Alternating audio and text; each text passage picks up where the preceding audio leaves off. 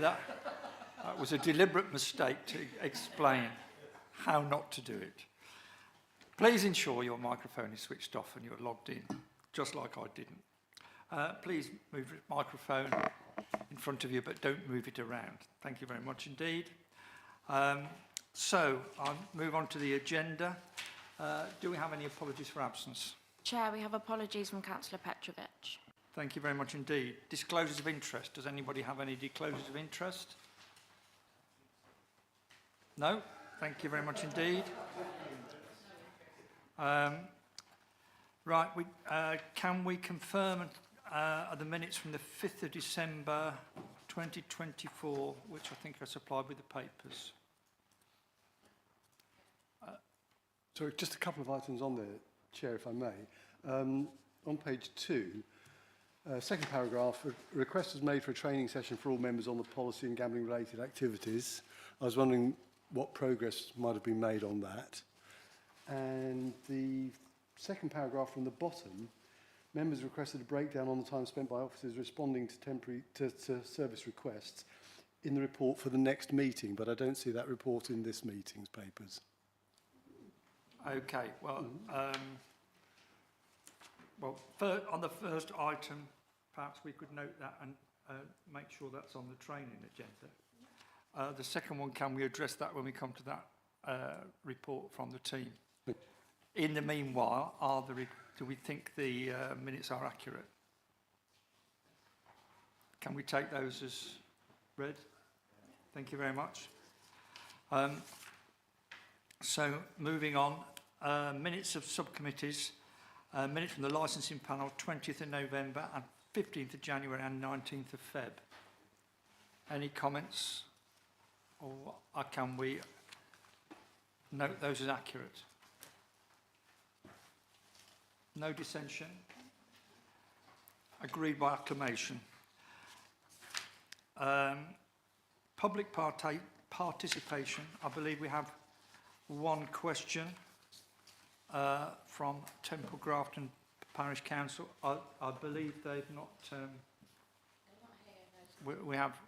We don't know whether they're coming, but they're not here now. So the question is has been supplied to members of the committee. That the answer is in front of you. As they're not here, I can give members a moment to read them, but there obviously is no opportunity for supplementary, so I don't think there's anything else to be said. So I will move on. Councillor questions. I don't think we've received any. So we move straight on to the enforcement update. The papers are on pages 13 onwards. And Claire, would you like to take us through your report, please? Okay, thank you, Chair. So this is a regular report on the outstanding enforcement cases and formal action taken since the last committee. The last report on the enforcement data was actually the September meeting rather than your last committee. On page 13, there's a breakdown of the number of cases received per year, and you'll note for last year we had 651 cases, which was the highest number of cases received in the last 5 years. On paragraph 1.32, it does refer to some of those cases falling within the category decline to investigate. I'm not going to go into this point in detail today, but it's just to let you know that as part of the local enforcement plan, I will be reviewing that data to see how it impacts on workload, whether or not we need to be recording cases differently. All I can say is that from a quick analysis, 50% of the cases received last year fell within either no breach or decline to investigate. So it certainly shows a large proportion fall within that. So we are going to be looking into our workload accordingly. On page 15, you have a breakdown of the historic cases, with the oldest now being in 2018 rather than a 2016 case that's finally been closed. It's still a high number of cases overall, with the latest count being 314. And again, this is the highest number of cases on hand since the last 3 years. We did get down to less than 200 around about 2021. You also have a summary of the enforcement action taken on page 15, shows the action taken per quarter. And for last year, we served a total of 25 notices if you exclude the Section 106 agreement, which is an alternative to a notice. For the enforcement notices issued, you'll see within the appeals section that 90% of the enforcement notices we've served have been appealed against. So we now have the record number of appeals being determined by the team, as well as the highest number of enforcement cases. And again, I'll just point you through some of the appeals data, which is on page 17. So you can see at the top of the page a breakdown per year of the number of appeals in progress, with 11 appeals being in progress this year. However, some of those appeals do go back some time now, and those are because of delays with the Planning Inspectorate.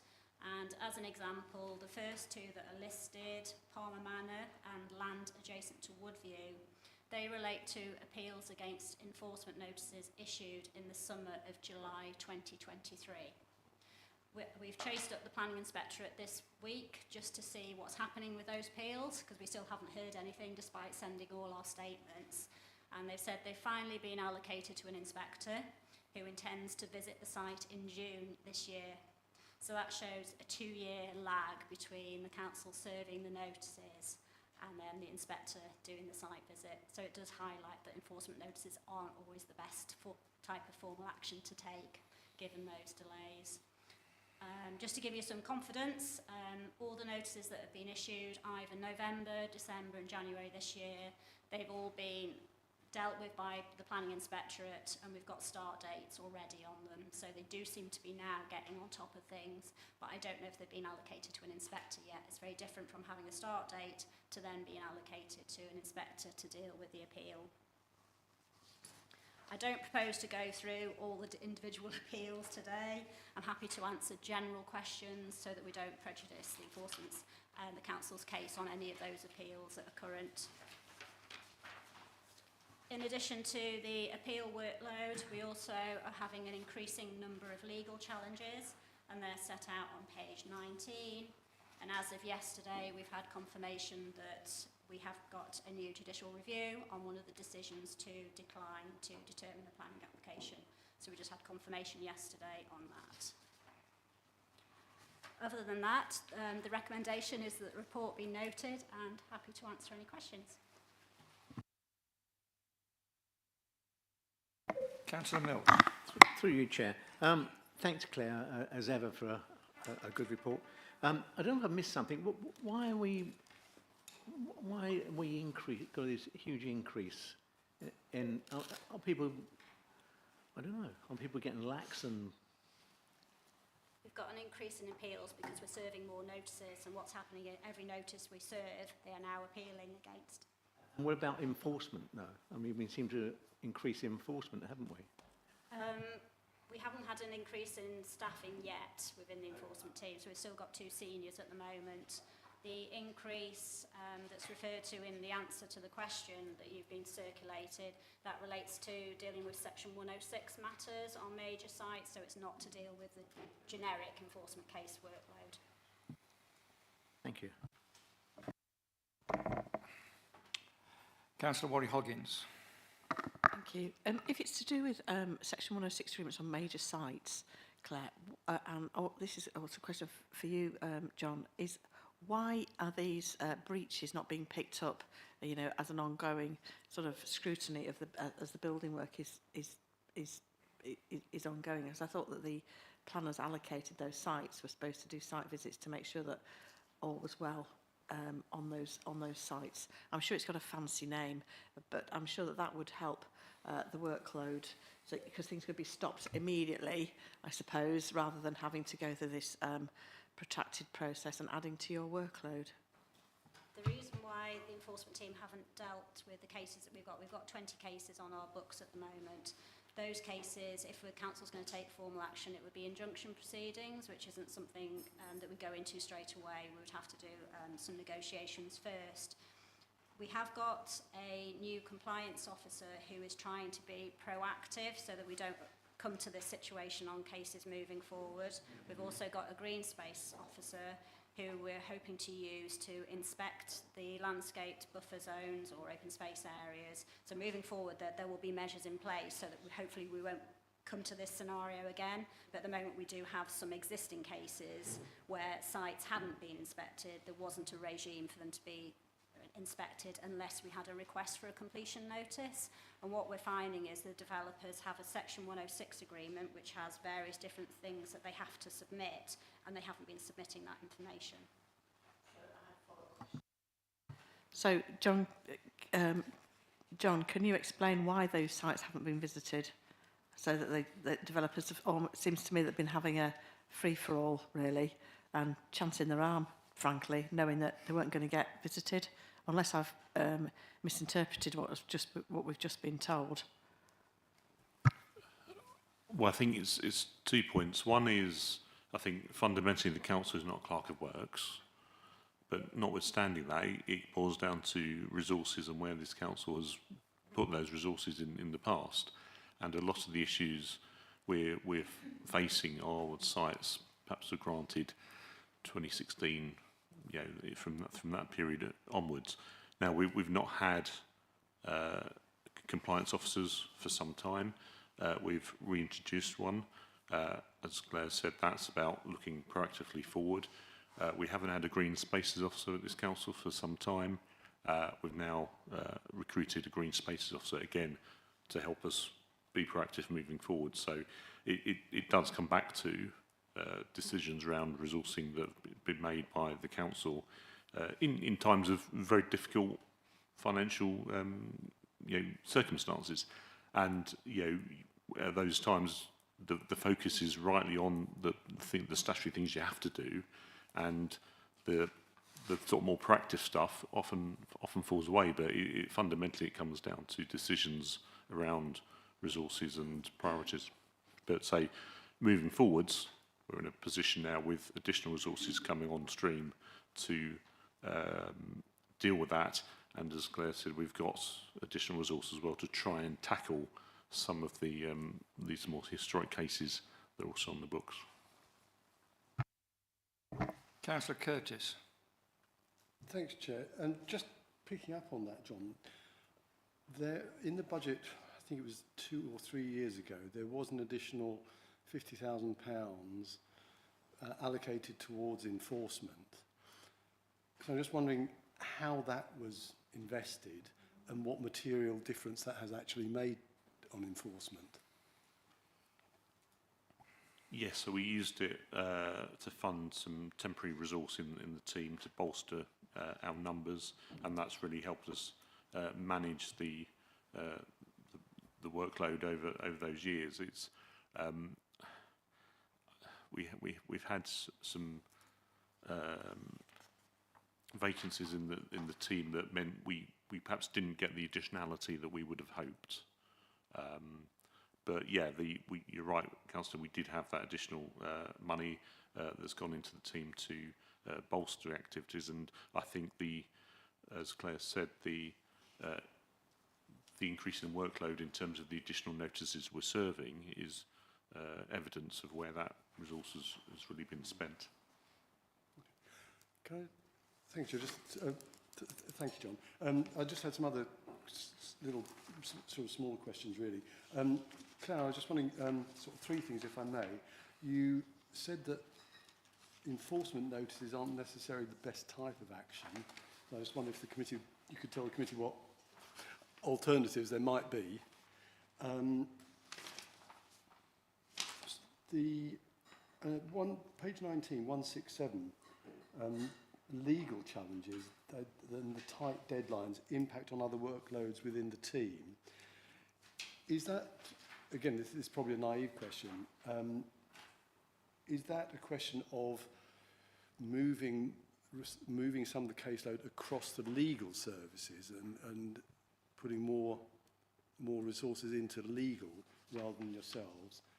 And just a very naive question, could you explain the difference between a stop notice and a temporary stop notice?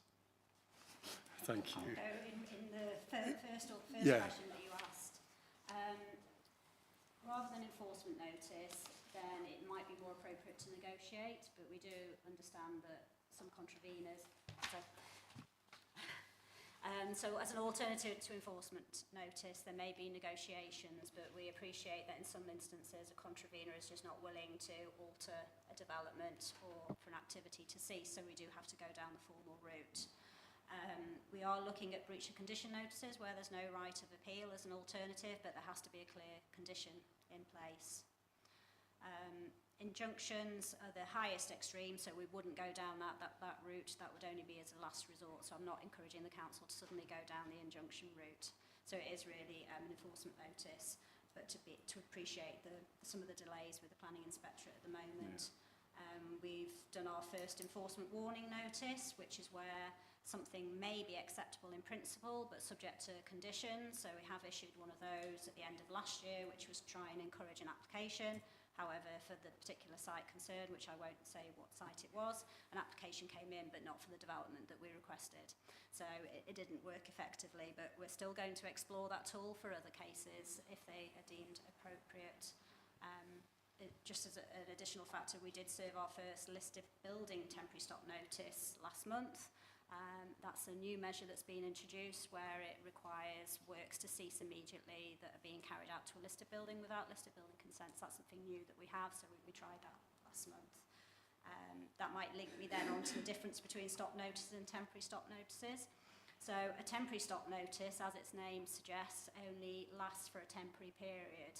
Originally, they only lasted for 28 days, and they could only ask for an activity to cease. So it can't require something to be physically removed.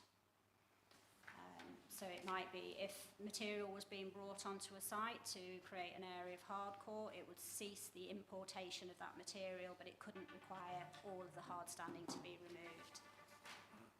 A stop notice can only be served in conjunction with an enforcement notice, and that requires the activity to cease immediately rather than waiting for an appeal decision if an appeal is lodged on an enforcement notice. Because if an appeal is lodged against an enforcement notice that's served on its own, it suspends the effect of the notice, which is why for the ones that I've mentioned, they've benefited for 2 years of still being able to operate on those particular sites. And the last question, legal challenges. There's an impact on workload in both departments, planning enforcement and legal.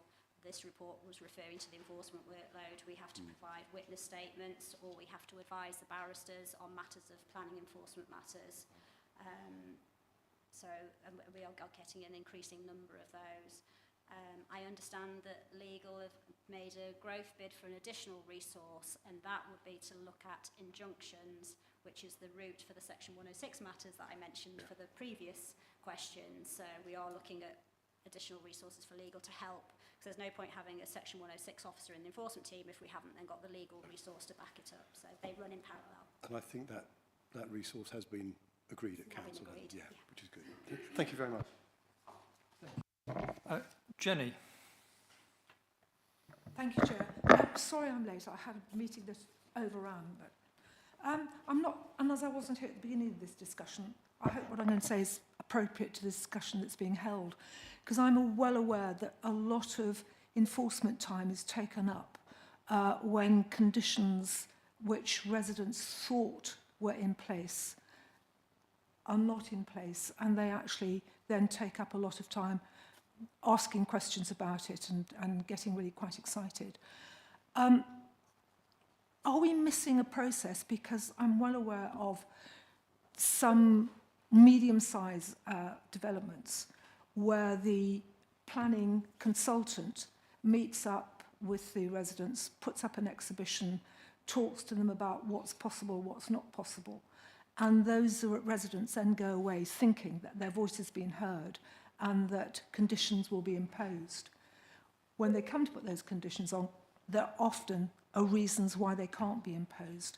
But I do think at that point, if the residents understood what the difficulties were, it might very well cut out some of the work further down the line when things get very, very rocky.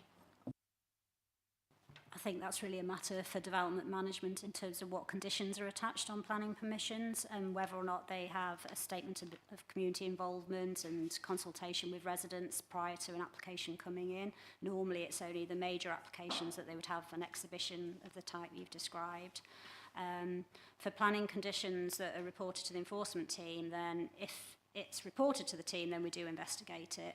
And it's actually, because at the beginning of the meeting I explained that we're starting to do some of the data analysis, and the highest or most popular type of breach of complaint that comes in is actually breach of condition cases. I'm not saying they all result in formal action, but certainly the allegation is that a condition hasn't been complied with. So as part of the additional resource for dealing with the section 106s, we may also explore whether or not we can look at the conditions on some of the major schemes to make sure that the conditions are also being complied with. So we're just having some ongoing discussions at the moment as to what type of conditions we want to focus on as part of that.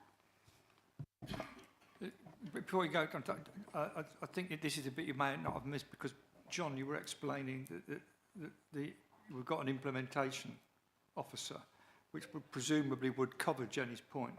Is that what? Because they're going to look at whatever agreements there are, which could include the conditions.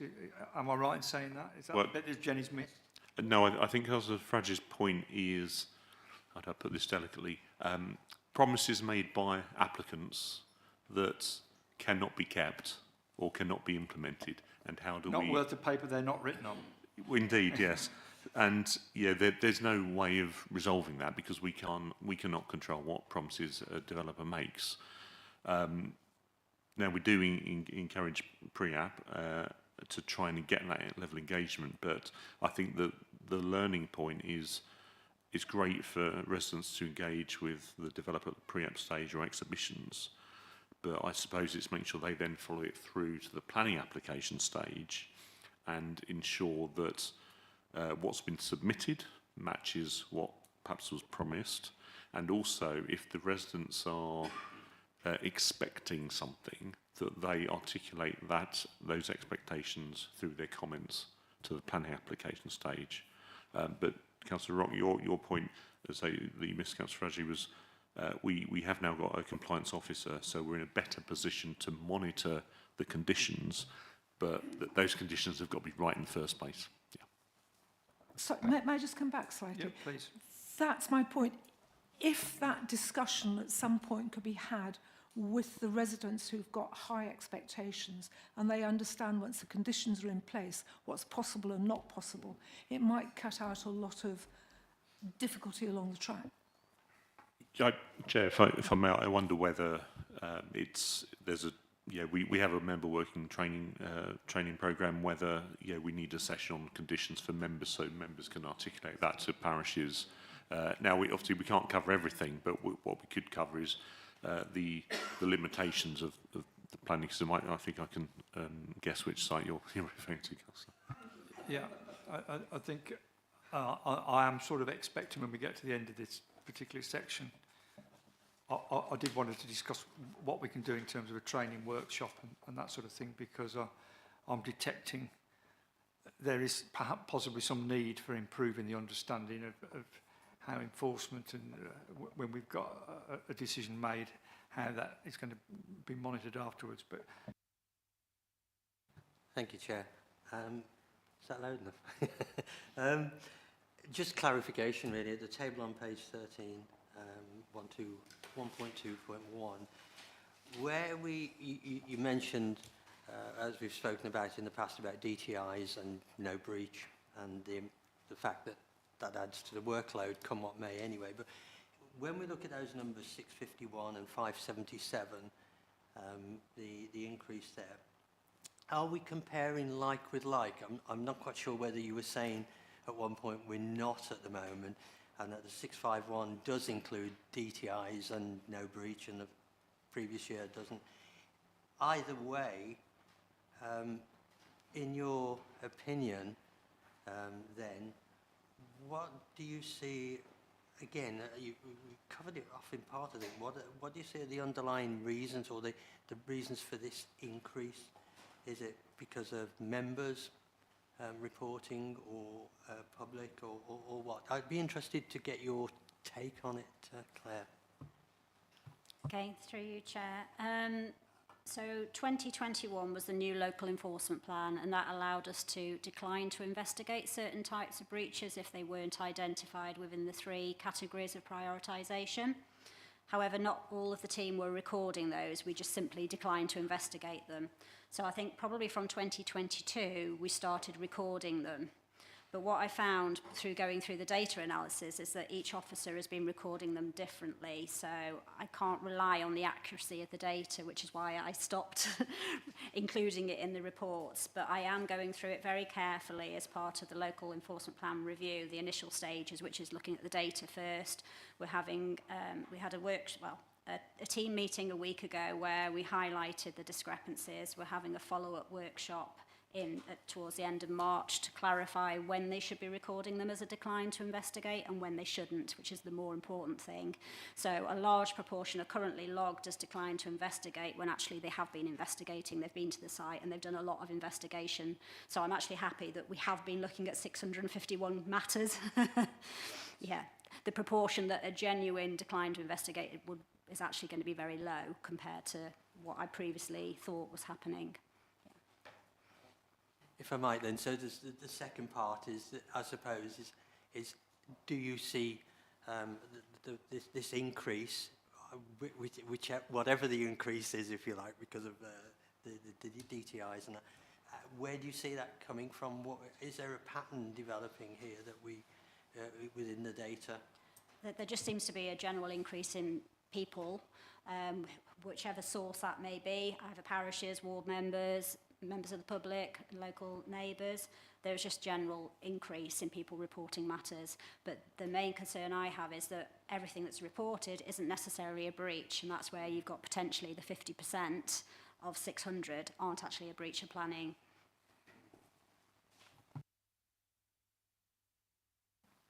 Councillor Waller-Huggins. Yeah, just so that for clarity, could you tell me how many enforcement officers we have? How big is your team, please? On the permanent establishment, we have 3 enforcement officers. We had a temporary resource for the last 4 months, but that post has actually been covering long-term sickness, so we haven't had a net increase for the last 4 months. We've also got 2 senior planners in the enforcement team who are full-time, and those posts have been on the establishment since the restructure in 2021, but there was a year where there was only 1 of those posts filled, which then had a significant impact on some of the backlog of cases. So you've got 3 plus 2? Yeah. Is that right? That's right. And is there anybody designated for the legal team for planning enforcement? Nobody specifically.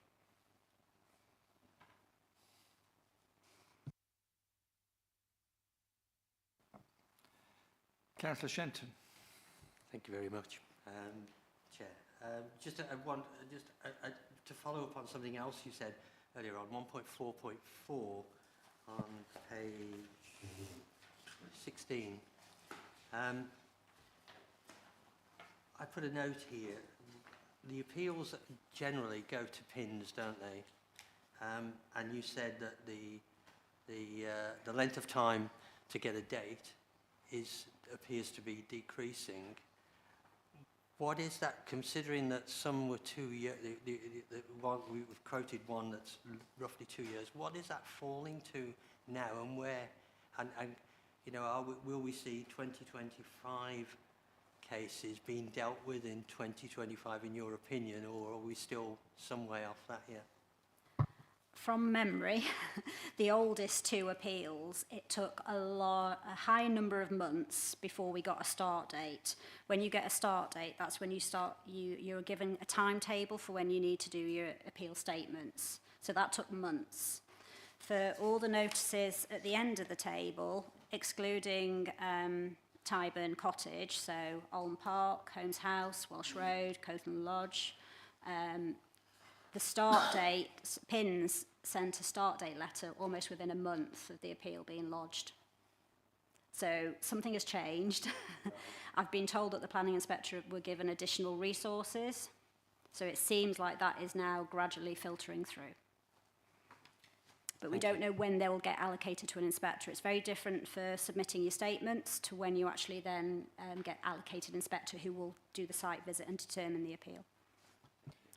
So, Thank you very Chair, much. can I just jump in and the observation that I think the increase in the number of appeals is concerning because it's demonstrated that residents are not they're not prepared to accept our action, and they are appealing it, and that we have to deal with that. That's a massive resource implication that we're now having to factor in, because if this is becoming the norm, then that really does potentially extend the enforcement timescales. And I think that I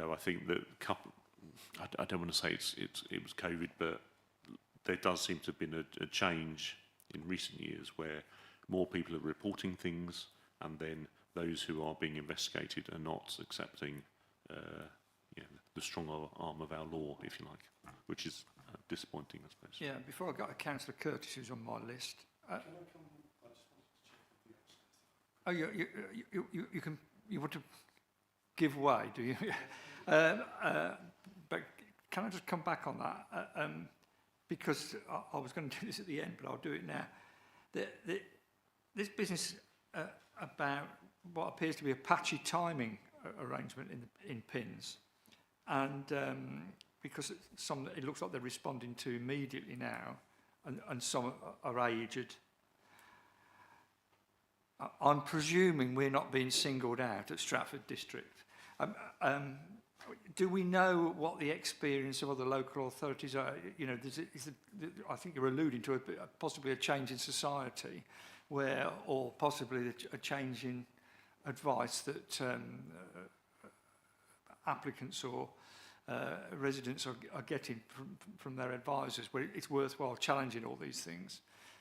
Are they finding it's worthwhile challenging because decisions of local authorities are being overturned? Do we know what the benchmarking position is? Is this a pattern that others are doing? Do we know that?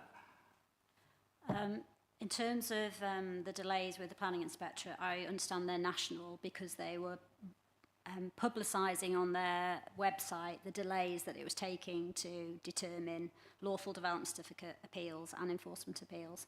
And some of those mean or average figures I have reported previously at this committee. I don't have them available today. But what's happening because of the delays in having a decision on an enforcement appeal, it's encouraging the applicant or the person that carried out the breach to come in with another application to see whether or not the development is acceptable. And that's why we're getting this, I think, this increase in the Section 70C decisions to decline, because we're robustly saying, well, no, we've served an enforcement notice, we're going to decline to determine your application, it's for the same thing, let's await the appeal. And we're getting more of those applications coming in. We've had 2 on the same site now, and that's the one that's subject to the JR that was received yesterday. So there is an increasing pattern on those. We're getting threats of challenges from those that we serve enforcement notices or enforcement action on, but also from complainants who are saying we're not doing anything on cases. So we're getting threats of challenges from both sides at the moment.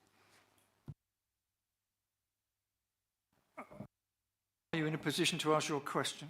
Yes, thank you, Chair. I just picking up Councillor Shenton's point about, I was just wondering, because I just noticed that there's been a general decline in planning income. And I think that's possibly due to the larger developers not developing out so much. So what I'm just wondering, if there are people staying put, doing more extensions, home extensions, so are there an increasing number of small-scale domestic developments that are more likely to irritate neighbours, if you like?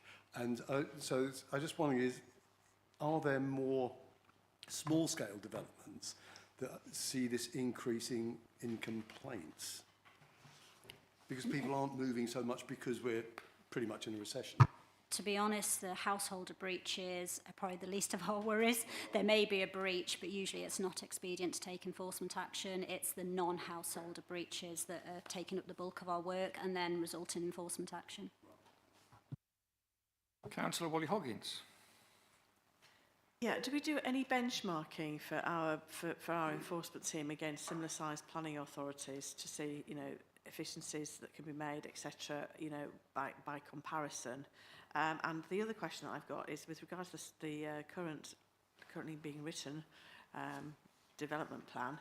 I note that at the briefing session that some councillors were at last week, we learnt that within every that's been proposed by those chairing and so forth, the South Warwickshire Development Plan, that within every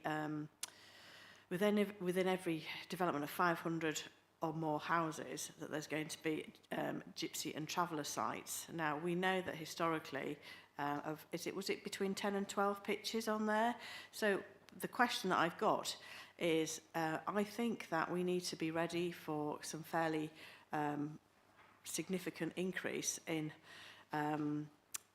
enforcement queries regarding that moving forward, and how prepared are we for that? Because we know from historically that people become very agitated about this, and I think it's a point that we need to be prepared for, because there are massive implications over those sites being incorporated within those development sites. Thank you. I'm going to let Mr Careford answer that question, although touches on falling without the remit of the committee, but I'll let Councillor Mr Careford answer that question, because what will happen in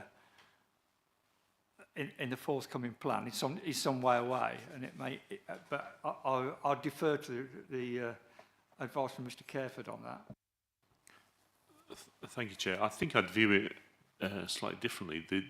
The benefit of this proposed approach, which we're consulting on, and it's not set in stone at this stage, is this a better way of accommodating gypsy and traveller families, you know, as part of our communities through small sites on the back of larger housing developments.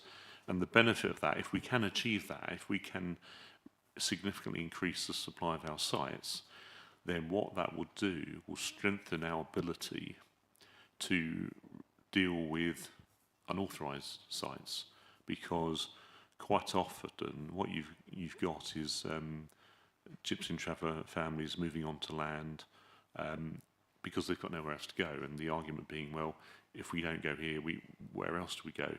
If they're on land that they shouldn't be on, and we've got sites available for them, then we can move them on. So this is about being much more proactive to deal with that situation and ensure that we are meeting our obligations in terms of that aspect of our community.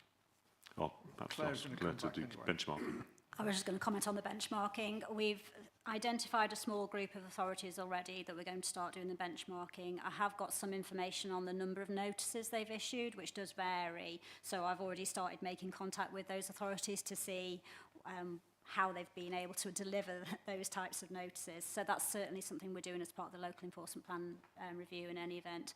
What I could suggest is that I was looking at the date for the next committee, is that perhaps to give you some of the data for that next committee, some of the patterns. It won't be to go through the local enforcement plan review in detail, but at least it'll give you some of the trends and some of the findings initially. If that would assist. If there's no more questions, well, Harvey. Thank you, Chairman. Can I apologise for my late arrival? I was detained. Is it permitted to ask a question concerning enforcement policy? Oh, I would think so. Okay. Bearing in mind that may form part of the enforcement plan that we are going to deal with in a forthcoming meeting, I believe. Well, I'll ask my question. You can rule it out of order if you want. That will probably, the answer will tell us what we're going to do next time. Currently, as I understand it, where we have instances of antisocial behaviour in the form of gardens which are cluttered with rubbish or abandoned cars or whatever, that no enforcement action is taken unless the instance is inside a conservation area. Would be helpful if that could be confirmed. But the main point is there any what's the possibility of that being changed, and what are the resource implications of doing that?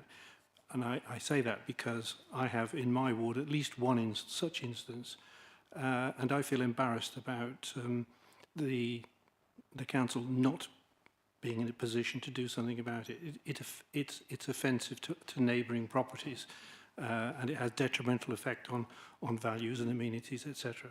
So I just wonder what the possibilities of extending our enforcement activities.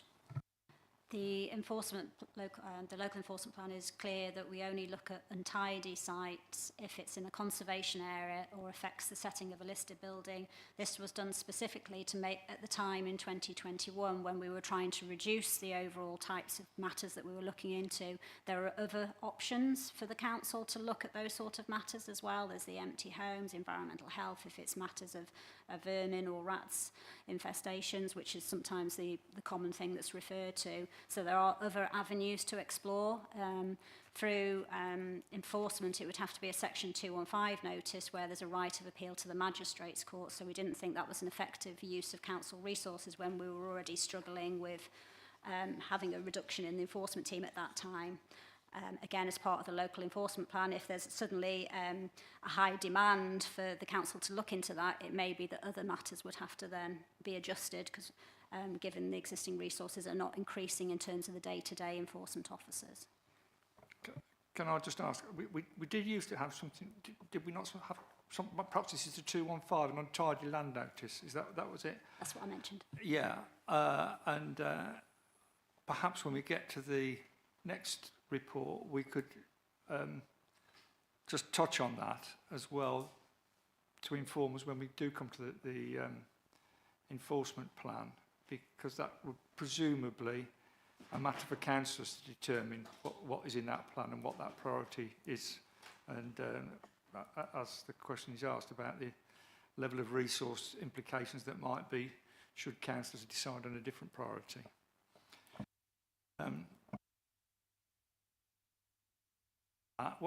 One of the things that I think several people have said to me prior to this meeting, and I think Mr. Careford touched on, is I think we could do with some sort of training session, training workshop or some event to improve the knowledge amongst district councillors of the methodologies, powers, abilities and constraints thereon of what the local authority can do in the enforcement regime. And I was going to suggest that we ask that the training team incorporate that into their plan. But I'll see Councillor Wally Hoggins is going to make a comment upon that. I think that's a very splendid idea, Chair, but I also think that we should extend the invitation to parish councils to join us in that training, because I think they would also find it very beneficial as well. Can I ask Mr. Careford to comment on that and the codicil that I guess that's an excellent idea, providing we can contain it to something that's manageable, I guess, with 100 parishes. Which is why I think it's very important that we do that, and it's better to have so many people coming to a training session than not. We can always spread it over two sessions if required.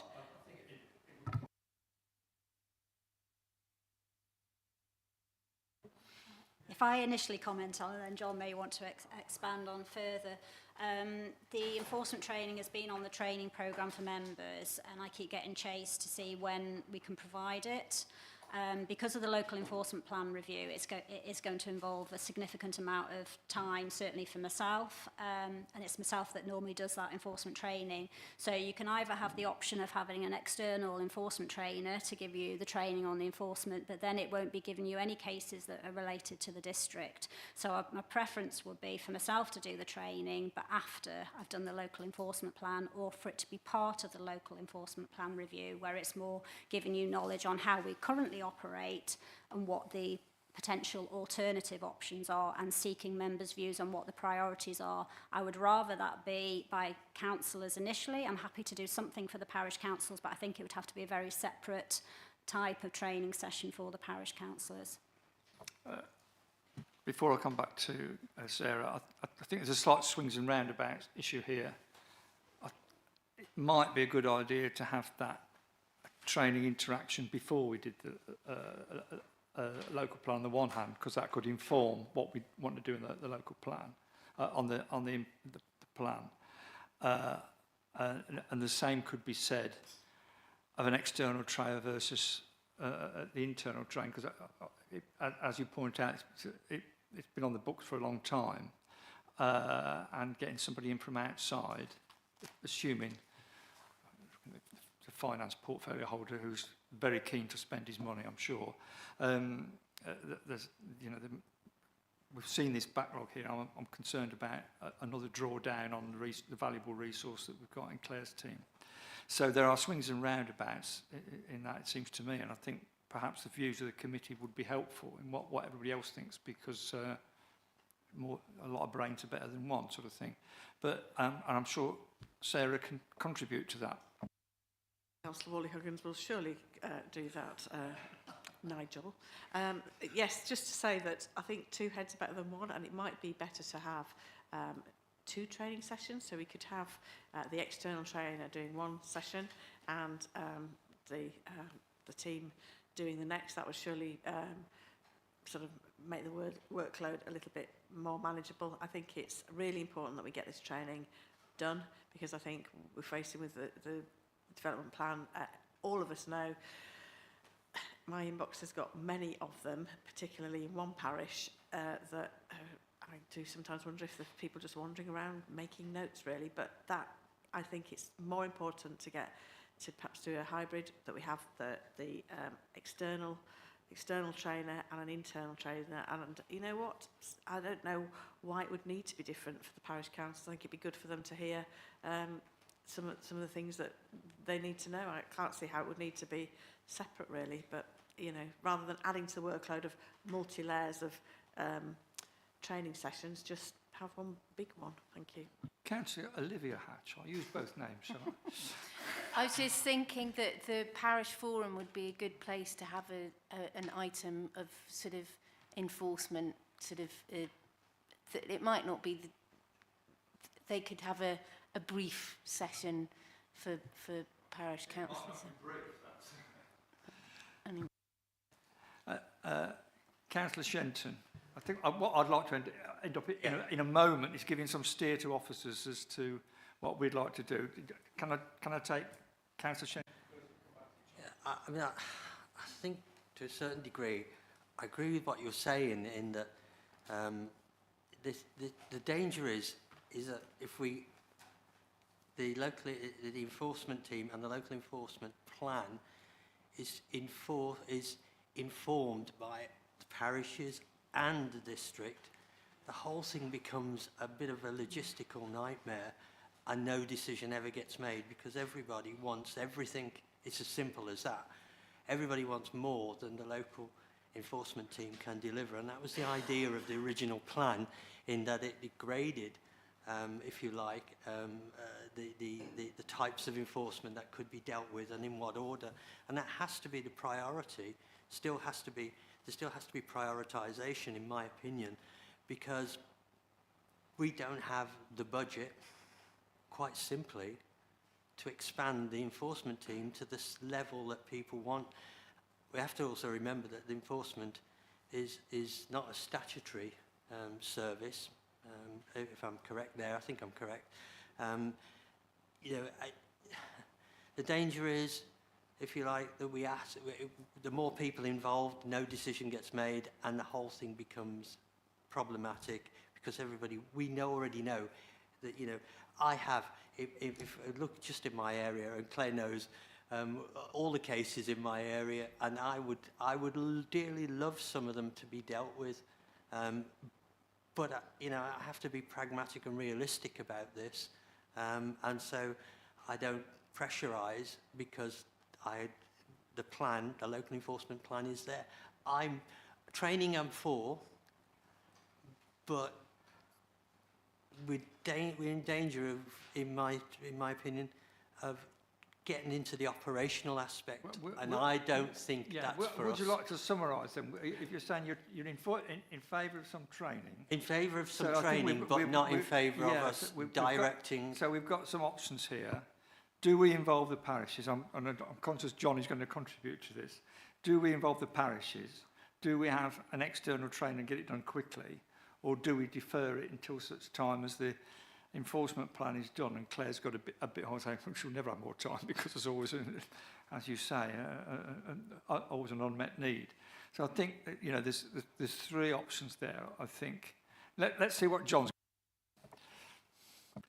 Thank you, Chair. I think there are a number of different components to the training.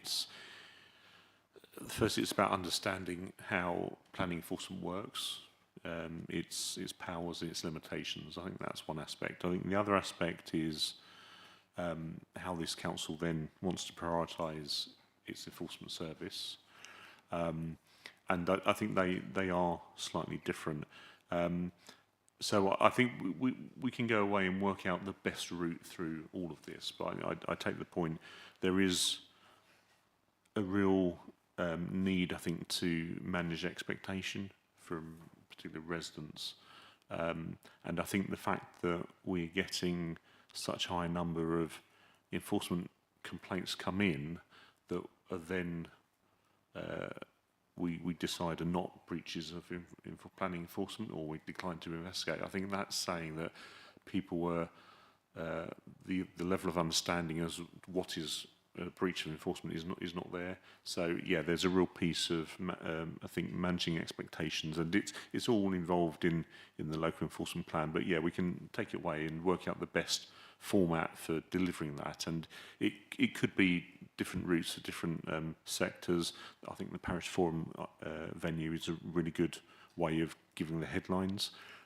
What we have done is a summary of the local enforcement plan, and that's going out in the parish and partners briefing. That's the next issue. Again, just to reinforce the message of this is the process we have to go through. So, yeah, I hear what members are saying, and I think we can work out the best route to ensure that members and residents and parishes understand, say, how enforcement best works, and that's a win-win for everyone. My proposal, which is we do something sooner rather than later, and if that means getting somebody in externally, and if it also means we start with members of this council first of all.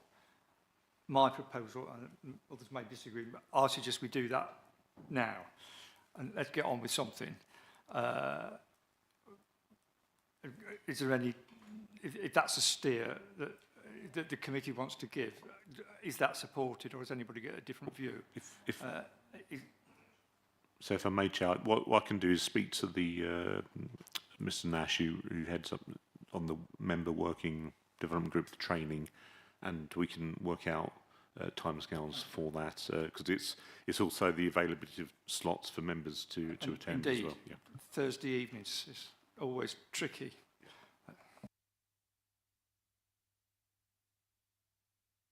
It's just so much fun, isn't it? Okay, thank you very much indeed. If we're all done on that, So just a brief thought, Claire. I'm really pleased that you're looking at some benchmarking. I just wonder if there's an opportunity to kill a number of birds with one stone, if you like, because the PAS team is coming back beginning 7th of April, I think. And I just wonder if there's an opportunity to include South Cambridgeshire as one of the benchmarking authorities. We can certainly include those. Yeah. right, noted. Okay, well, thank you very much. Thank you very much for that, and we'll. I'm sure that's all been captured by Olivia, so we will now move on to environmental health. I think that's next on the list, isn't it?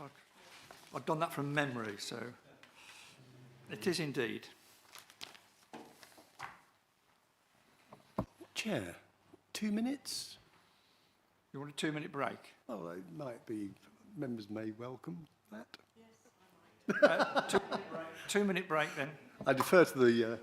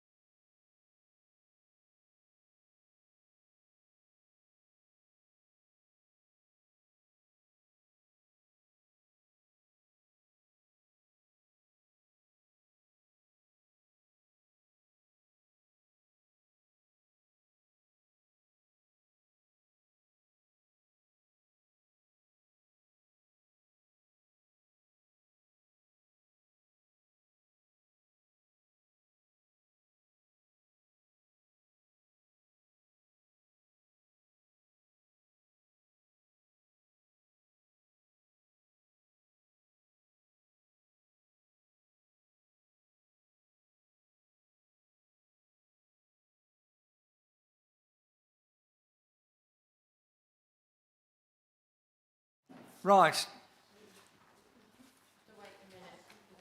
We've got to wait a minute for the technology, have we?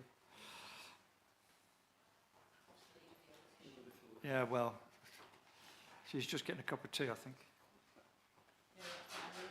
Okay, perhaps we can resume then, please. Over to the environmental health team, please. Thank you, Chair. So I'm just presenting the report this committee for the environmental health and licensing team update, covering the period from the last committee meeting, 16th of November to 14th of Feb. I will respond to the questions in relation from earlier in relation to service request data at the end of my presentation, if that's okay. So the report we looked at this week, this reporting period identifies a number of key statistics from the work that we've carried out within both the environmental health and the licensing team. As you can see, from a food safety point of view, we've carried out 135 food hygiene inspections. We've received 58 new food businesses. There's a distribution of ratings from the 1,154 registered premises we have across the district. Nice to see that 84.4% are rated 5, which is very good, which is well above the national average, I think, which is 69% of 5 or above. So we are doing well in comparison, although that does take into account some of the bigger urban city areas where standards may not be quite as high as Stratford. But we're pleased to see our businesses are maintaining a good standard of hygiene, and they do like their 5 ratings, and they like to achieve that. So it's good. We have compliant businesses and we have good food business operators. Health and safety wise, again, we've carried out 2 safety advisory group meetings. We've discussed with 4 event organisers how they can make their events as safe as possible. And we also advise smaller events on applications and their documentation. We've received 13 accidents reported. So these are accidents that occur in local authority enforced premises rather than HSE enforced premises. 1 included a major and 11 were moderate. We are required to investigate all major accidents. We are not required to investigate any minor accidents, but we do investigate based on local intelligence, the type of accident, whether there's been reoccurrences. So a number of those have also been investigated. From an environmental protection point of view, we've had 238 statutory nuisance complaints and 621 service requests. We've done 11 private water sampling tests and a resample from private waters, and we've also submitted our annual returns to the DWI. In regard to the number of samples and risk assessments completed over the previous 12 months, and I'm pleased to say we're compliant with what the DWI require from us.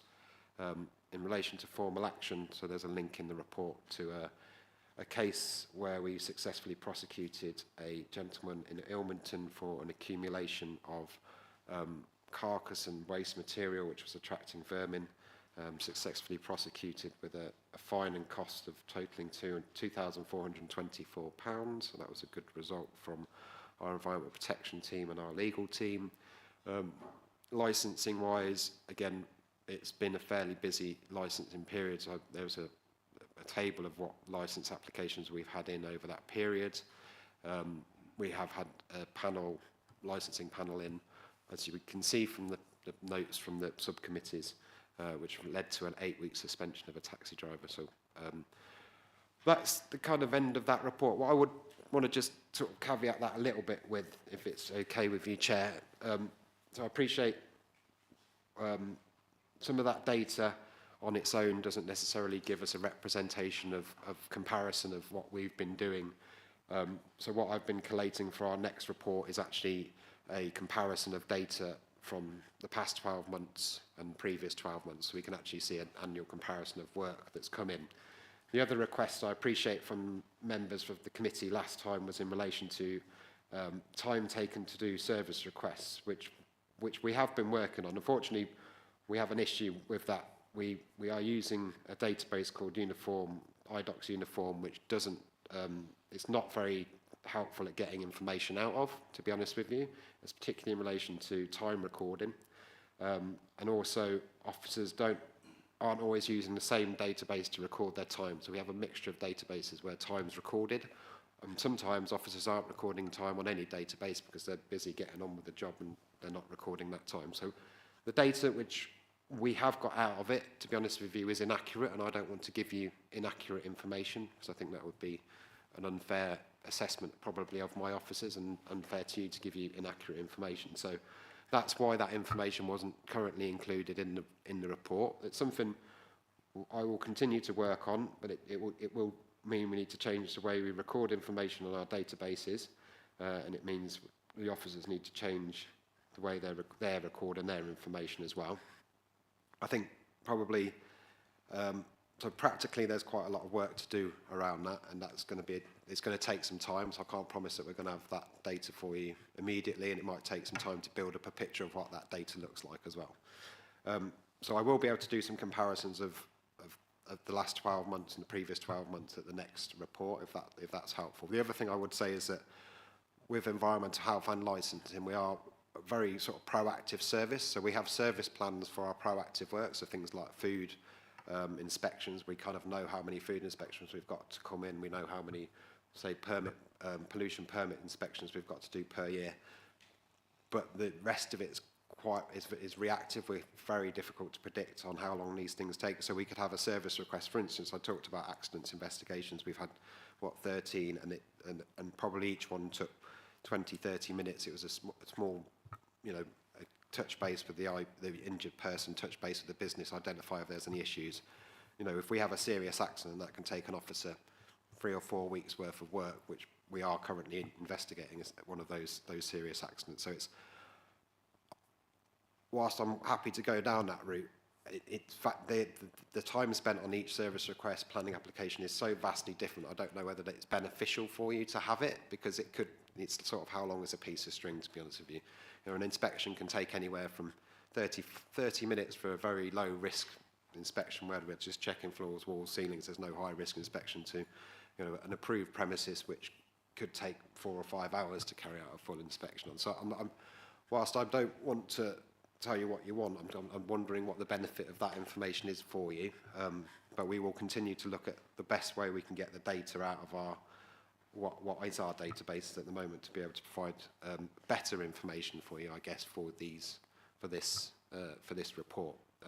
The other thing to probably mention at this point is that we also, as a service, as environment health and licensing, we haven't had any key performance indicators as part of the service plan, and which aren't scrutinised by the AOC. So we are developing some key performance indicators as a service, so they can be again scrutinised sort of by overview and scrutiny committee as part of the overall council service plan. So we're looking at things like targets for ensuring that our licences, when the applications come in, are met within the legal requirements, legal time limits, ensuring that the number of food inspections set out by the Food Standards Agency, which are required to be done annually, are completed with a percentage target. So we are looking at ways of how we can measure our outcomes in a positive way, and not just the amount of time that things take, if that makes sense. So I guess that's kind of where I'm at with the question that you put forward to us, Councillor Curtis, at the start, and that also has been put forward, I know, by Councillor Shenton at previous committee meetings. Okay, thank you very much. And before I ask for questions, Councillor Shenton's already got his hand up. Thank you, Chair. I'm grateful for you coming back and pointing out the issues that you've had. I just wanted to say that this wasn't raised at the last quarter. This was raised September, and this is the first time, if you like, you've come back to say there are issues. And I remember saying, if we had some measures, and time was one of them, but if there were better measures, I would be more comfortable with that. If you feel that, trying to unravel time from previous years is problematic and wouldn't be helpful, then I can accept that All I'm saying is that when we look at this, it will come back to what I said back in September, when we look at this table of requests, if we look at the current one, there's 735 requests in that period. If we go to the equivalent for the previous year, it's over 800.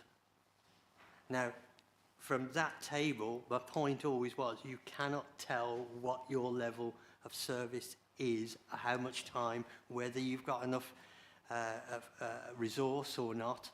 And as I say, I'm grateful that you've come back, but it's taken 6 months to get to this point, so I'm hoping that we will see some of the KPIs. I'd be more than happy to accept KPIs as long as, you know, we if you like, we get something that we can measure, because I don't think this table on its own tells us anything, and I think you'll accept that that's a valid argument, that it doesn't actually tell us what your workload, what your workload is, just numerical. It's nothing more than that. So I'd be grateful if you can start to get some KPIs into the next report, and let's move this on. Other people may have a different opinion on this, but I just feel we have no comparison. We don't get the context of this report, you know, and that was my point back in September of last year. Thank you, Councillor. And I agree with what you're saying about the table, and that's why I've taken one of the tables out for the environmental, because actually I don't think it's helpful, and I don't think it's providing you with any information. I'd rather have the outputs and the outcomes and those measurables that we can put in place than actually identifying how many jobs have come in, because like you say, like I've said, that can be, one job could be 5 minutes, one job could be 2 weeks worth of work. So I think actually, and I understand where you're talking about whether service requests, times spent on service requests would be more useful, but I actually think what our outcomes are need to be measurable, and I think measuring it from time point of view is not necessarily what we want, but there will be definitely more measurables as we move forward. Is it quick? Very quick. I'm certainly not meaning to sound critical in the slightest. What I'm trying to say is, don't waste, as I said back in September, don't waste your time getting all this together if it's a massive and pointless task. Just give me something that gives me a measurement of performance, if you like, and gives us an idea of your workload, rather than a report like this. But I certainly don't mean that to sound critical. Now, I know it may have sounded a bit critical, so I apologise if that was the case, because that's not my point at all. I've never heard you sound critical, Councillor Shenton. Well, not for a few days. Right, Councillor Curtis, and then Councillor Harvey. Thanks very much, Henry. Sort of following on from that, I think, you know, we certainly don't want to see officers spending more time filling in timesheets. I mean, we'd much rather you were out inspecting premises. But I think we just really, as Councillor Shenton said, it's some way of ensuring that we're using the limited resources in the most effective way. You mentioned that officers are using different databases to input time, and I wonder if you need additional support from IT. Thank you. I mean, what I would also say is that we have the ways of managing our workloads, which is not, we have our senior officers who manage the workloads of the individual officers. The work comes in through a queue process. So we have a very good idea of we obviously, what you'd like to think, we know exactly what's coming in, where it's going to, what we're working on. It's just how we record that, I think, is probably a more difficult answer. And I appreciate you raised that point to us in September. Unfortunately, I wasn't at that.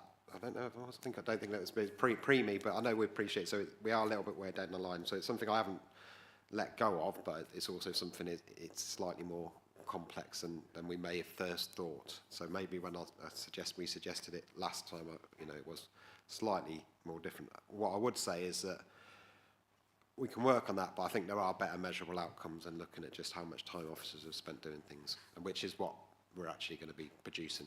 So yeah. Okay, Councillor Harvey. Fine. Can I invite you to let your hair down a little bit? Can you outline to us what you think are the 3 biggest challenges that you face as a department in delivering your service. Is there anything that keeps you awake at night? Have you got problems with people or systems, or what's a barrier to delivering? I'm just trying to get a sense of what are the challenges you face. 3 will do.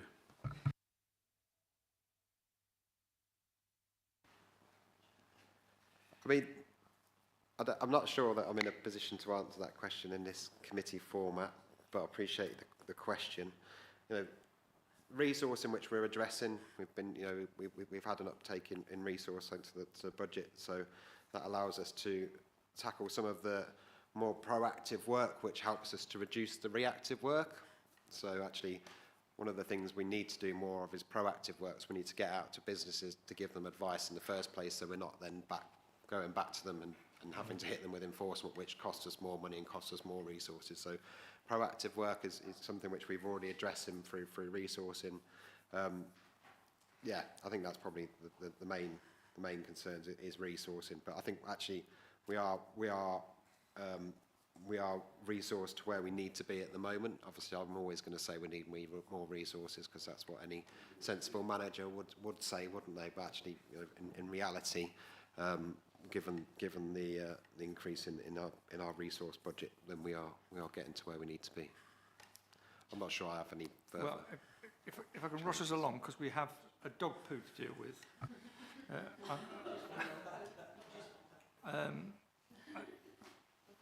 I don't, that was 3 in 1, I hope, Councillor Harvey. But so, if it's okay, I'd like to move swiftly on to the dog fouling order. Oh, so I do apologise. I've got you on my list. Not just about dog poo, you know. Yep. Okay. Sorry, just a very quick one for you, Henry. In the last report you did, it was mentioned, and I hope you don't mind me going back, that you were looking at improving the systems for making sure that the 6-month taxi test, the MOT tests for taxis are carried out every 6 months. I remember reading back in the previous report, you said there was going to be systems improvements to assist with that. Just because, obviously, when we're in licensing panel, we spend an awful lot of time looking at vehicle licence extensions when the owners of the vehicles are coming and say, well, we didn't know sort of they had to have these many MOTs. We didn't know that the end of life of our vehicle was up this way. That's why it was like this a year over. Have your department actually looked at that these systems now to ensure that's tightened up a bit? Thank you. Thank you, Councillor. I think that's one of our internal audit recommendations as well. And yes, the system now provides a flag for our officers to contact them within, I think it's now 2 months prior to the extension dates. They don't have, an email will go out to them or written correspondence, so they can't use that as that they didn't know, if that makes sense. So yes, the system has been updated to flag us up when we need to make those contacts. Thank you, that's good to know, because we were hearing that quite a lot, I think, most people in licensing panels, so I'm very assured to hear that. Thank you. I do apologise, Councillor. I'm sure I'll hear about it again. Right, so my enthusiasm for dog fouling got the better of me. So, Mr. Ellis, are you? Thank you, Chair. I think we have to note the report. Yes? Okay. Thank you very much. Right, thank you, Chair. Dog fouling, the most unglamorous of subjects, but something that is obviously of utmost importance for our residents. I'm a local resident myself, so I know how much it irks me when we see dog fouling on the street, particularly with my children. Can result in lots of horrible diseases, and this report is essentially looking for the renewal of our public spaces protection order for dog fouling, to make it illegal for a 3-year period to March 2028. Public spaces protection orders are made under the Crime and Antisocial Behaviour and Policing Act 2014. Fortunately, most people are very good and pick up after their dogs, but we do have a minority which cause issues. So I thought it'd be useful just to outline what we currently do by way of enforcement. So at the moment, we've got one full-time officer who does dog warden duties as part of his other job. So he's not a dedicated dog warden, he's a technical officer who does dedicated dog duties as part of his job. That being said, we all are vigilant about dog fouling when we're out and about, so we've got that sort of coverage. Proactively, when we get reports of dog fouling, Phil will go out and speak to the residents, and we've got some spray paint that we use to put down with some stencils. It's sort of it's not permanent. It's the sort of stuff that they use on building sites for marking things out, and that is quite successful in deterring people in particular hotspot areas. Actually catching people in the act is incredibly difficult to do. Firstly, it always happens out of hours. People are walking their dogs early in the morning, late at night, particularly in the winter, obviously. Cover of darkness makes it more difficult to catch people. And people are obviously aware that it's socially unacceptable, so they are very careful about how they do it. We do get footage sent through to us from time to time, ring doorbell footage, mobile phone footage. Of course, we've then got issues as to identifying the people who are on that footage and then trying to trace back where that person actually lives, etc. And then we would take enforcement in line with our enforcement policy. So there's several hurdles there to get through before we get to the point where we're issuing fine. That being said, we do put up public space protection order signage in areas where there are hotspots for dog fouling, and we do think that it has a deterrent effect. We do get feedback from people saying that, you know, since we've put up signs, etc., dog fouling has decreased, etc. So, but it's quite difficult to actually measure that in terms of success. So we did a consultation, as we are required to do by the legislation. We publicised it quite widely. It went onto social media, and we did a press release as well. So over the festive period, we had roughly twice as many people responded to it than when we last ran the consultation. So it's quite successful. Overwhelmingly, of course, everybody wanted to do it. There were one or two people that were against the idea, but generally it was the problem where people are putting dog poo in bags and are then throwing the bags in bushes and things like that, which is even worse than leaving it, arguably, because of the plastic waste there. So we had 91 complaints of fouling in 22, 66 in 2023, and 77 in 2024. Now, I've left a couple of maps on your desks during the brief interval. They're very brief. The one with the blue dots on are locations where we've had dog fouling complaints. I must point out that each one of these represents more than one complaint. It's just a postcode where we've had dog fouling complaints from. And the sort of heat map underneath it gives you an idea as to where the dog fouling complaints come from. There's no surprises there. It is essentially a population map which shows that the places where there more people live, we get more dog fouling complaints. So it is something that is districts-wide is the important thing to take here, because we are looking at a district-wide public space protection order. So the results of the consultation can be seen in the appendix to the report. We did make some amendments to some of the language in the public space protection order, because we're essentially looking to renew the order that we currently have, but we've changed some of the wording to make it more gender neutral and to broaden the description of assistance dogs, etc., for people who have disabilities, etc. Legal implications, there are no direct legal implications, and as I say, human resources wise, it's already covered by our team. Essentially that's it. It's just to renew it for another 3 years. The current order has lapsed, so it is essentially making a new order, which would then take us to 2028. That's it from me. I'm open to any questions. Thank you. Right. Thank you very much, Ben. So presumably, when we get to it, we'll need a proposal and a seconder to take a vote on this to enable the Act.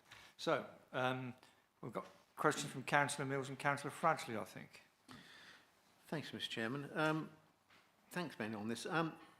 Obviously, I've got one here, Kyneton, that's me. DSDA, what does that mean? Sorry, could you just point me to where In that... Kyneton, it's on the blue dots. Oh, DSDA, yes, that's the Ministry of Defence site. Oh, yes. What, MOD Kyneton? Yes, oh. yeah. Okay, thanks for that. And I noticed is public spaces protection. A lot of the comments are obviously for the streets as well. Why are we not doing this for the streets as well as public open spaces? This would cover streets. It will do? Yes. Yeah. It's any space which is open to the public. So it would be the only places that it would exclude would be private places. That's really good to hear. But one of my jobs is, would you believe, on the dog poo warden for Kyneton. And I do get phone calls, and I go out with my broom and my shovel, seriously, broom, shovel and brush. And I'm pleased to see you found your vocation, Councillor. Yes, I know. Councillors, dog poo and light bulbs, that's all we do, isn't it? Isn't it? Yeah. But yeah, it is, and we had noticed that we had a few years ago, we had this big session here, and it turns out that it's more or less in the winter it's happening, because especially in villages, they don't walk around the fields, so they walk around the village streets, and early in the morning it's usually that's a problem, not so much late at night, but it's just ongoing problems, not just Kyneton, it's just everywhere, isn't it? Thanks. But I'm pleased to see us. Councillor Fradgley. Thank you, Chair. The public protection order, it actually covers the whole of the district or parts of the district.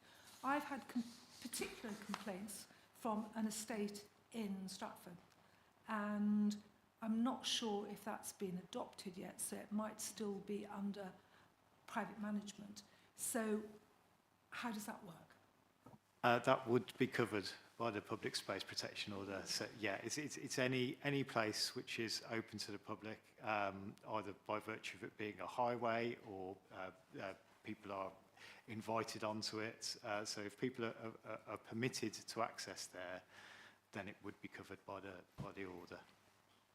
Can I just say thank you very much, because I've just had a number of people raise a particular area that was a question I was going to ask at another time, but you've answered it now. Thank you very much. Councillor Shenton. Thank you, Chair. I'm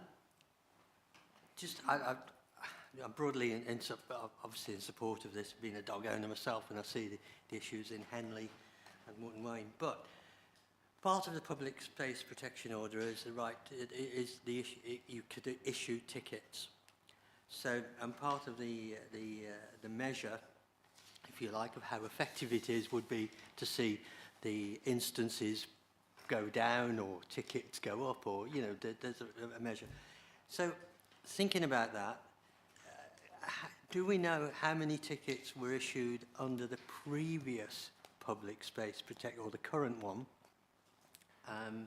and how many were actually paid, and why, when we look at this, and I may be, the complaint system shows we had 91 complaints of fouling. This is at 3.2 in 22, 66 in 23, 77 in 24, so it's going up.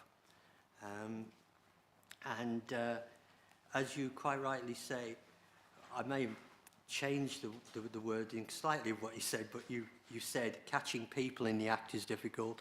I probably would have said catching dogs, but you know, we get the point.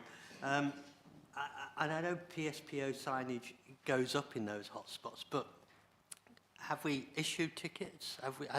How can you demonstrate that the public space protection order has actually had the effect that it should have had? Thank you. In answer to your question, under the previous order, we didn't issue any tickets. It's very difficult to catch people letting their dogs foul.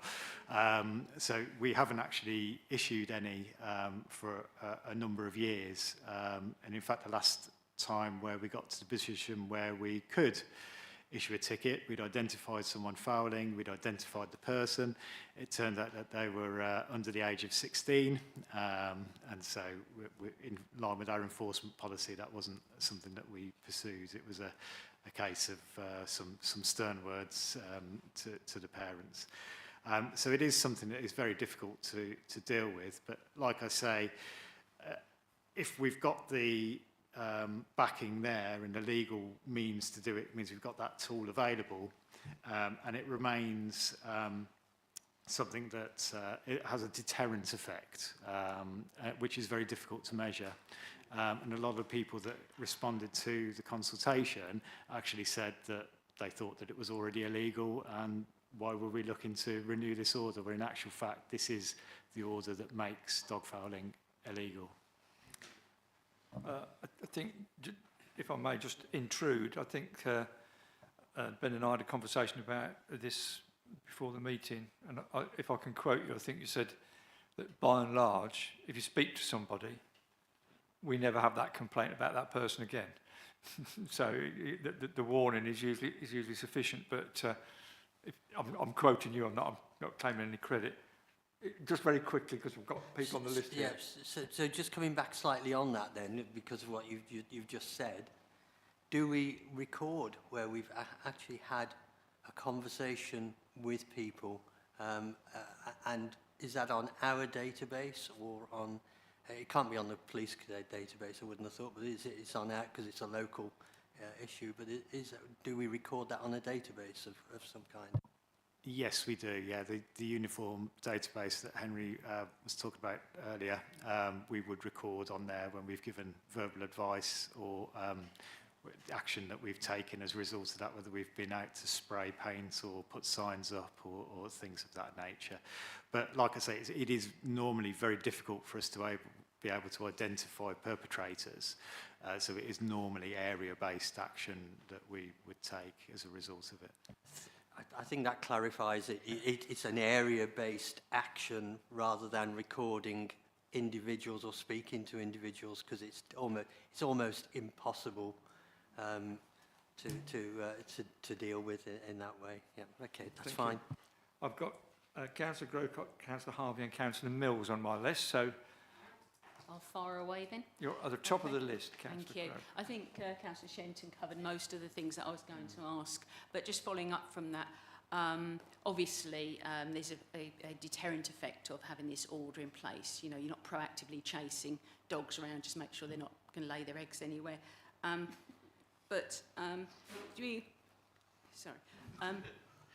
Do you, obviously talking from a slightly different department, we have a street scene reporting system where you can report dog fouling. Do you use that intelligence as well to sort of see these, to sort of report these hot spots? And do you then sort of liaise with the sort of the team for the contracts need to make sure that, you know, bins and signage in those places using that data as well. In terms of the information that comes through from Street Scene, I'd have to clarify with my colleague as to how that links up with our uniform database, but I know that they do regularly consult with each other and go out and do, well, we gather the intelligence and then use that to go out and spray paint areas and things like that. So yes, we do act on the information that we get from there, but I don't know if there's a formal mechanism whereby the computer system links with our database, is what I'm trying to say, but yeah. So just a follow-up as well, obviously you look, they've got the heat spot here, and the biggest, hottest spot is Stratford-on-Avon, which tends to have visitors coming as well. How we make it sufficiently clear to visitors, if they bring their dogs with them, that there are penalties. Obviously we would know from seeing it, but... Yes, we've got signs out all around the town centre, including at particular hotspots down by the canal in particular is a favourite place for people with their dogs when they visit. So yeah, we do renew them as well and put them out when we get more complaints. Yeah. Thank you very much. Councillor Harvey. Declare an interest. I'm a dog owner. The issue I have locally, I live in Armscott, and the issue I have is that people are very conscientious in picking up. Rarely do you see deposits where you don't want to see them. But the issue is the collection from the dog bins. And I know that in Armscott, for instance, our bin is usually collected on a Friday, usually. But the problem is when it's not collected on a Friday, it might be a Tuesday or a Wednesday or the next week. And the point of all that is that people will do the right thing, provided they feel that the local authority is doing its bit by collecting what they've deposited. And if they get the sense that it's come see, come sa, they'll come on a Friday or come on a Wednesday or whenever they like, and there are bins literally overflowing and bags at the base of bins, etc., it generates the impression that the local authority is lackadaisical, if that's not the wrong word in the context, in its approach to dealing with foul waste. I know it's probably not your responsibility. I'm just making the point that the routine, regular collection so that bins aren't overflowing is really important. And I suspect is just as important as the deterrent effect of having the order in place. I offer that as a comment. Yes, I think the point is well made. We've got the portfolio holder for Street Scene here. No, all the glamour. I think before she jumps in, I think to ensure the adequacy of the bin, is there enough bins, is another question, because the parish council has to fund the bin, don't they? But I'm sure she can. Yes, thank I you. don't know whether I'm putting the monkey on your back for you to answer the question. No, I was coming. You will find that the council as such district doesn't actually do dedicated dog bins. They tend to be street litter plus dog mess bins. An awful lot of the bins you may see on open spaces are actually controlled and cleared by private developers. I have some behind me, and they get that Jenny knows very well, knows and loves, I think, because they look like performance art sometimes. So we do have to be aware that some of them aren't all under our control, but the officers do keep a very close log on where the street bins are being filled up. So if you could report it, or your residents could report it, we'll make sure that we can tighten up on these things where there are issues with bins, street bins overflowing. The unfortunate thing is where Joe Public is concerned, it's the local authority that's responsible. Yeah, I'm sure that's right, but that's a good point. Right, Councillor Mills. Thanks, Chair. I've got a persistent offender in our village. This lady is 98. Takes the dog out for a walk. Dog walks behind her. The dog does it, so going along. So I said to her, well, what can I do about it? I said, well, you should really pick it up. But she doesn't. And then, of course, you've got other residents picking up and throwing the plastic bags in her garden. So she's come around to me. I thought, oh my gosh. So, what do we do in that sort of circumstance? Do I? There's one particular resident who's really, really anti, and it's quite nasty. I mean, can she, this particular resident, now she sees this, report this lady and? Yes, you could. We'd need to have evidence to be able to serve a ticket off the back of it, so we'd need clear video evidence, essentially, that something has happened. And there may be some exemptions in terms of disability, which is contained within the order. Yeah, that essentially that would be a circumstance where we could issue a ticket. That's the answer then. Right, okay, Councillor Curtis. Yeah, I was just going to say, even if we don't issue a ticket, we can certainly, you know, in cases where we've identified people, our officers can go and have an informal, verbal chat with somebody, and that quite often has the way of dealing with it. So if we don't get reported to us about individuals, we can't do anything about it. But if we get them reported, at least we can take informal steps and warn them that the PSPO is in place, and this is the result in if you don't change your behaviour as such. Okay, Councillor Curtis. Thank you, Chair. One question and one comment. I was just wondering, there are quite a few comments down here, and it sort of relates to what Councillor Harvey was saying about bins being full. There are a number of comments down in here about additional bins being required, and I wonder if you can use this data in any way to identify where additional bins may be placed. But the great British public, I mean, you love them, don't you?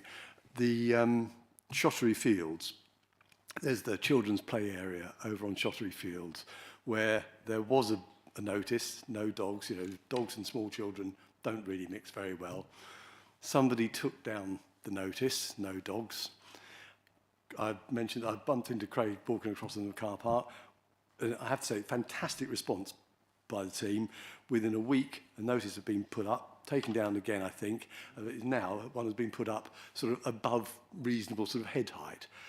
So, you know, you can legislate, but people, really?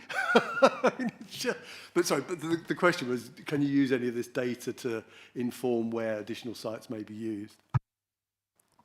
Yeah, we could share this with the other teams that place bins, etc. I mean, we would always advise people that whenever a bin is full, they should take it home the same way that they would litter and put it in their black bin. But unfortunately, people don't want to carry it around with them. Yeah.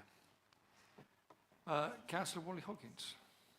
Yeah, am I right in thinking that, because I particularly detest getting photographs of dog mess, and people do send it to you through there, and it's like... Yes, I do. Yes, you know, and I'm just... your predecessor, Henry, said that the pictures have actually got to be of the dog arching its back before we can proceed with anything, you know, and the public need to know that you know, the evidential requirements of that. And, you know, we could end up with a rogues gallery of dogs. Do you know whose dog this is, you know, with its back arched? But it is a serious matter because actually this impacts on lots of people's lives. And when you read these comments here, you can get that. But, and I'm a dog owner myself, 2 large dogs, okay, but with all of the joys that those bring. But, you know, I'm thinking of this 90-plus-year-old lady, Chris. Really? Can she bend over to pick the dog mess up in the first place? Is it in this, you know, I'd love to not work with her, but, you know, is there a way around that? Do we need to put a little bin in her garden so people are not flinging it out? Over 90 years of old. You know, if we're going to do prosecutions and the first one is a 90-plus-year-old lady, I'm sorry, not prosecutions, but orders. It's just like, what? Really? You know, and I get it. The other thing is that I'd say that dog poo bins are quite expensive for parish councils to buy and install. And I did wonder, portfolio holder, if there's a way forward of getting those in bulk. I think that's a fair point, but I think what's been said, we're here to approve this order, and I think what a fair point's been made is perhaps a quiet word may be the solution, but let's. are we in a position, I've dealt with these peripheral matters, but at the end of the day, are we in a position to, I'll seek a proposer for approving this. Well, obviously you've got an expert witness here, so I will, is this going to be one of your jokes? No, I was going to say, are we going to pass a motion on this one? I saw it coming, as it were. Are you proposing? Yes, Mr. Chair. That we approve. Thank you for your proposal. Is there a seconder to approve this order? Jenny Fradgley, thank you very much.